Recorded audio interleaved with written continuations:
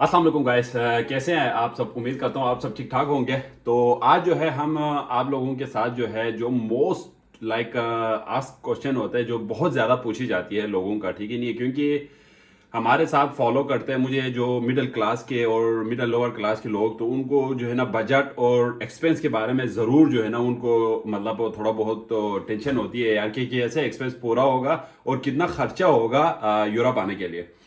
अच्छा, जिस कंट्री में अभी मैं हूँ, इस कंट्री में जो है अभी रिसेंटली जो है हमारा दो जीबी यूनाइटेड के दो लड़कों को वीज़ा अप्रूव हो चुका है, ठीक है नहीं। उन दोनों का बैंक स्टेटमेंट वगैरह के बारे में और उन्होंने कितना किया है और कैसे किया था वो सारा मैं डिटेल में आपको बताऊंगा। तो ये वीडियो आखिर तक देखें, ठीक है नहीं, और अपने दोस्त को भी साथ शेयर करें जिसको जो है इस चीज़ का नीड है कि वो यूरोप आना चाहते हैं, अपना स्टडी अब्रॉड करना चाहते हैं और एक्सपोजर हासिल करना चाहते हैं वर्ल्ड का। अच्छा, सबसे पहले जो है आपका जो बैंक स्टेटमेंट और ब्लॉक अकाउंट जो है ना, ये दो डिफरेंट चीज़ें होती है, ठीक है नहीं है। और ये जर्मनी हो गया और दूसरे डिफरेंट कुछ यूरोप के कंट्रीज में ना उसमें ब्लॉक अकाउंट चाहिए, जिसमें आपका अमाउंट जो है वो पाकिस्तान में आप बैंक में जो है किसी जर्मन उसके बैंक में जो है जो एसोसिएट होगा उनसे, तो उनमें आपने फिक्स कर देना है अकाउंट में, जो ऑलमोस्ट जो है 11,000 यूरो से ज़्यादा है। तो वो कितना बनता है आप कैलकुलेट करें। तो वो करने के बाद जो है वो जब आप जर्मनी पहुंच जाओगे तो आपको महीना टू महीना करके वो बैंक स्टेट जो बैंक अकाउंट में जो आपका पैसे आपने ब्लॉक अकाउंट बनाए होते उसमें से थोड़ा थोड़ा करके यहाँ पे महीना टू महीना वो देते हैं ताकि आप अपना एक्सपेंस उससे पूरा करें। ये होते हैं ब्लॉक अकाउंट। एक होते हैं बैंक स्टेटमेंट, ठीक है नहीं। और यहाँ पे जिस यूरोप के कंट्री में मैं हूँ, ये चेक रिपब्लिक है, तो यहाँ पे जो है बैंक स्टेटमेंट चाहिए होते हैं, ब्लॉक अकाउंट नहीं। पहली चीज ये क्लियर हो गई। अच्छा, बैंक स्टेटमेंट आप यहाँ पे कैसे चाहिए होता है। आप बैंक स्टेटमेंट का यहाँ पे एक कैरेक्टेरिया है कि आपके अकाउंट जो है उसमें ऑलमोस्ट जो है क्लोजिंग अमाउंट जो है जो आप बैंक स्टेटमेंट लेके जाओगे तो वो होना चाहिए 2 मिलियन से ज़्यादा। तो रिसेंटली जो है मेरा जो पहले लड़का जिसका वीज़ा अप्रूव हुआ था उसने ऑलमोस्ट जो है 22 लाख रखा था, 21-22 लाख रखा था, और मेरा भाई ने जो है वो ऑलमोस्ट जो है 23 लाख रखा था, 23 लाख और समथिंग हाफ। तो ये जितना ज्यादा रखोगे इतना अच्छा होगा, और जितना मतलब कम रखोगे उतना जो है थोड़ा बहुत मुश्किल होगा वीजा के लिए, क्योंकि बैंक स्टेटमेंट बहुत ज्यादा मैटर करता है। अच्छा, इसमें एक चीज है कि आपका सारा एक्सपेंस जो है, ये जितना भी ये प्रोसीजर का जो एक्सपेंस है वो बैंक स्टेटमेंट को छोड़ के जो है, बैंक स्टेटमेंट क्योंकि आपने सिर्फ शो करना होता है, तो आप किसी से भी उसमें आप डाल सकते हो अपने अकाउंट में, फिर बाद में जिससे लोगे उसको रिटर्न कर सकते हो, जरूरी है। इसमें एक चीज और है, इसमें जब आप बैंक स्टेटमेंट जो है वो बनाते वक्त अगर आपके पास पैसे एक्स्ट्रा पड़ा हुआ है आपके अब्बू के अकाउंट में कहीं पे, तो अपने अकाउंट में डाल के भी रख सकते हैं, ठीक ही नहीं है। उसमें से थोड़ा बहुत आप कार्ड पे यूज करते रह सकते हैं, जिससे आपका जो है पेज थोड़ा ज्यादा बनेगा। और ये यूज जो है कार्ड यूज करने के ऊपर जो है ना, वो जब आप बैंक स्टेटमेंट लेके जाओगे तो वो ज्यादा पेज का होगा, वहां पे सारा डेटा होगा कि यार कितना कहाँ पे आपने लगाया वो सारा कुछ, तो वो भी एक अच्छी चीज होती है, वो भी एक पॉजिटिव वो होता है। अच्छा, इसमें एक चीज ये होती है कि आपको इंटरव्यू के दौरान जो है वो आपको स्पॉन्सरशिप के बारे में पूछेगा, लेकिन आपसे कोई एविडेंस नहीं मांगेगा, ठीक है नहीं है, कि आप कोई बैंक स्टेटमेंट के साथ जो है आप दिखाए कि कहाँ से पैसे आए, कुछ इस तरह नहीं होगा। जिस किसी से भी आप जो है लेके डाल सकते हो उसमें 2 मिलियन, वो हो गया। उसके बाद जो है खर्चे कितना होगा चेक रिपब्लिक में यहाँ पे आने तक।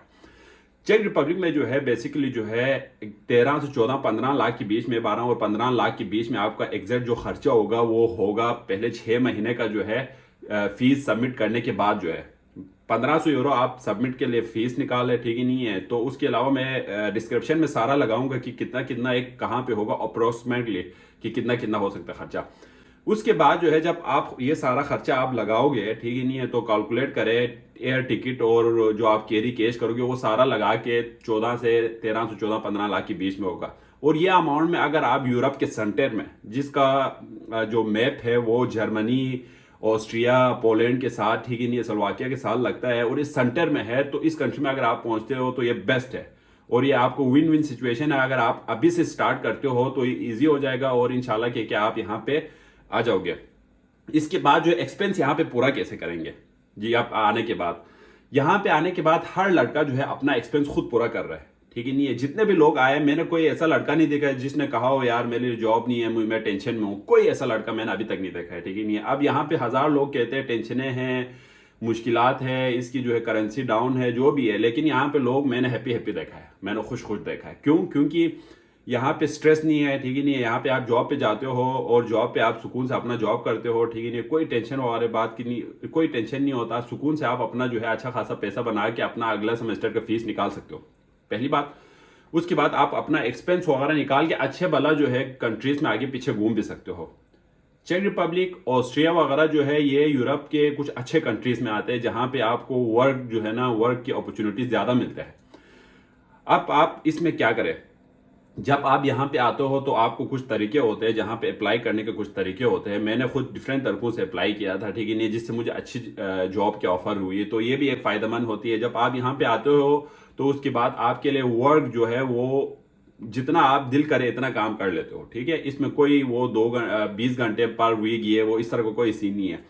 लोग इवन तो बोलते हैं, लेकिन मैंने सबको यहाँ पे फुल टाइम काम करते हुए देखा हुआ है। और सबसे मजे की बात एक लास्ट में ये है यहाँ पे कि यहाँ पे आने के बाद साल आप जब यहाँ स्टे करते हो तो आपको यहाँ पे वर्क कॉन्ट्रैक्ट देता है, तो आपको वीजा जो है डायरेक्ट चेंज हो जाता है एम्प्लॉय वीजा में, वर्क वीजा में चेंज हो जाता है। ये सबसे बेस्ट है, ये किसी दूसरे कंट्रीज में नहीं होता। दूसरे कंट्रीज में आपको वर्क कॉन्ट्रैक्ट मिलना बहुत मुश्किल होता है, लेकिन यहाँ पे हर दूसरा बंदा जो है जो वर्क में कन्वर्ट करना चाहते हो तो इजीली यहाँ पे वर्क कन्वर्ट अपना वीजा जो है वर्क में कन्वर्ट कर सकते हैं साल के बाद।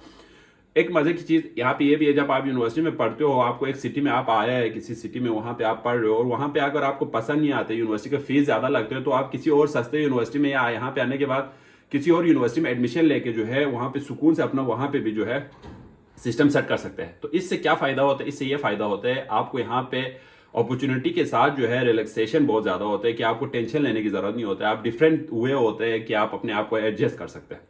तो लैंग्वेज बैरियर थोड़ा होता है, लेकिन वो स्टार्टिंग में होता है, बाद में स्लो आपको चीज़ों को समझ आ जाता है, बिल्कुल फ्री हो जाता है आप और सुकून हो जाता है।